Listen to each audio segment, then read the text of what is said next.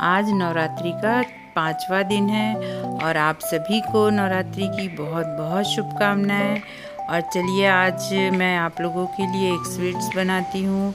अभी तक मेरे वीडियो पे आप लोगों के लिए मैंने नवरात्रि के 4 दिन नमकीन चीज़ों को पेश किया है और बनाया है। तो नाश्ता भी था, उसमें लंच भी था। हेलो फ्रेंड्स, गीता की रसोई में आप सभी का बहुत बहुत स्वागत है।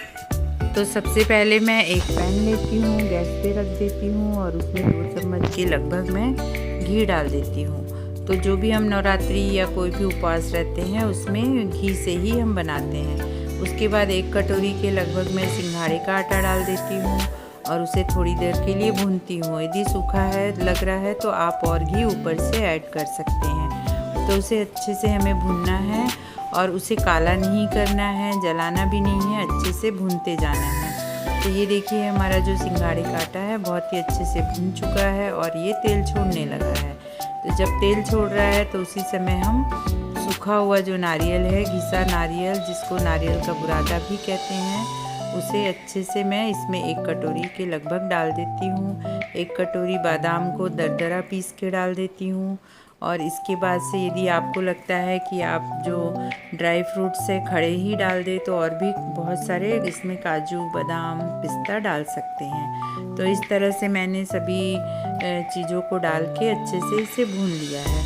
तो अब मैं इसे अच्छे से भून चुकी हूँ, इसमें सौंधी सौंधी खुशबू भी आने लगी है। तो इसे एक प्लेट में हम निकाल लेते हैं। फ्रेंड्स, आपको मेरी रेसिपी पसंद आती है तो आप इसे लाइक कीजिए, सब्सक्राइब कीजिए, कमेंट्स करके बताइए कि आप कहाँ से देख रहे हैं। आपके प्यारे प्यारे कमेंट्स पढ़ने में बहुत ही अच्छे लगते हैं। अब मैं फिर से पैन को रख देती हूँ और उसमें आधा लीटर फुल क्रीम दूध को डालती हूँ। तो अमूल का फुल क्रीम दूध मैं फिर से इसमें डाल दे रही हूँ और दूध को अच्छे से हमें पैन में इस तरह से चलाते जाना है। तो इसे तब तक चलाना है जब तक कि दूध हमारा थोड़ा गाढ़ा ना हो जाए। तो इस तरह से जो पैन में अगल बगल हमारी जो मलाई चिपक रही है इसको भी हमें निकालते हुए डालना है क्योंकि ये खोआ है। इसी तरह से इतना ही गाढ़ा होने के बाद अब हमें इसमें थोड़ा सा 1 कटोरी के लगभग मैं शक्कर को भी डाल दे रही हूँ। तो शक्कर को डालने के बाद इसे मैं घुमाते हुए इसमें पका लूँगी। तो दूध में अच्छे से शक्कर हमारा मिल जाए तब तक ही इसे हमें दूध में इस तरह से चलाते जाना है।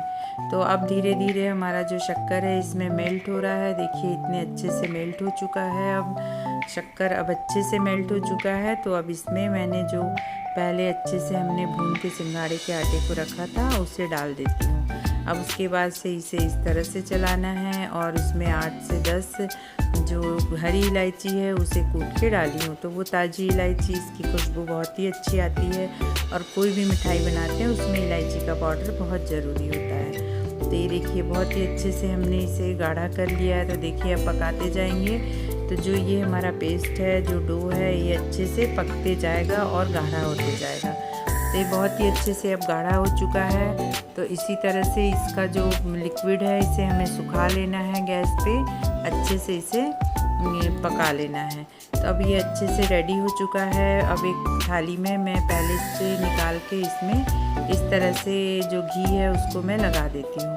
तो उसके बाद से इसमें मैं सारे लिक्विड को इसमें डाल दूँगी। तो ये देखिए अब मैं जो सिंघाड़े का डो है इसमें डाल रही हूँ। तो आप यदि आपके पास में सांचा है तो आप उसमें डाल लीजिए। मैं इसको थाली में ही अच्छे से जमाऊंगी। तो अभी थोड़ा हल्का सा गीला है, जैसे जैसे ये सूखेगा और ये कड़क होते जाएगा और ये अच्छे से शेप में ले लेगा। तो देखिए अब हाथ से मैं इसका एक शेप बनाती हूँ। तो अभी थोड़ा गर्म है, थोड़ा ठंडा होने के बाद ही आप बनाइए। तो इस तरह से एक शेप बना लेना है।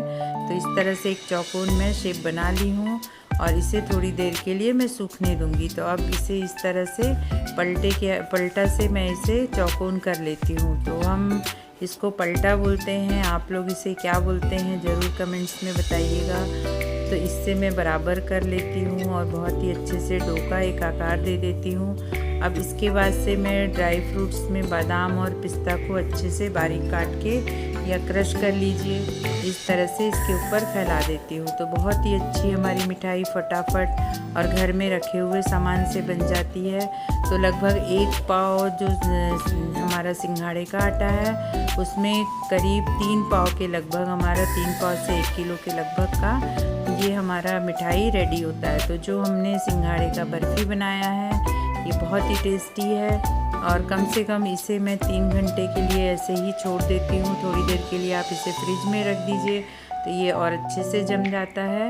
इसके बाद मैं चाकू लेती हूँ और चाकू से इसे एक चौकोन शेप देती हूँ। तो आप इसे किसी भी शेप में काट लीजिए।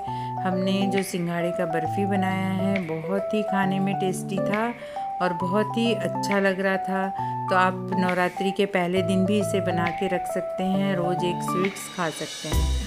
तो ये देखिए बच्चों को भी पसंद आएगा, घर आए मेहमानों के लिए भी बहुत अच्छा है और आप इसे नवरात्रि में दुर्गा जी का भोग भी लगा सकते हैं। तो बहुत ही फटाफट बनने वाला ये मिठाई है और झटपट ये रेडी हो जाता है। तो मुश्किल से आधे घंटे के अंदर हमारी मिठाई रेडी हो चुकी थी और उसे 2-3 घंटे के लिए हमने सेट होने के लिए रख दिया था। तो ये देखिए हमारी बर्फ़ी कितनी अच्छे से रेडी हो गई है, कितनी सुंदर दिख रही है और कितनी अच्छी नरम है। तो इस तरह बर्फ़ी अभी नरम है, इसे फ्रिज में रख देंगे तो बहुत ही अच्छे से ये फिक्स हो जाएगी। तो अब हमारी बर्फ़ी देखिए कितने अच्छे से रेडी हो गई है। आप नवरात्रि में ज़रूर इसे बनाइए और सभी को खिलाइए, बहुत ही आपकी तारीफ़ होगी। तो बहुत ही अच्छे से हमने इस बर्फ़ी को बनाया है और बहुत ही अच्छे से फटाफट ये बर्फ़ी हमारा आधे से 1 घंटे के अंदर रेडी हो गया था।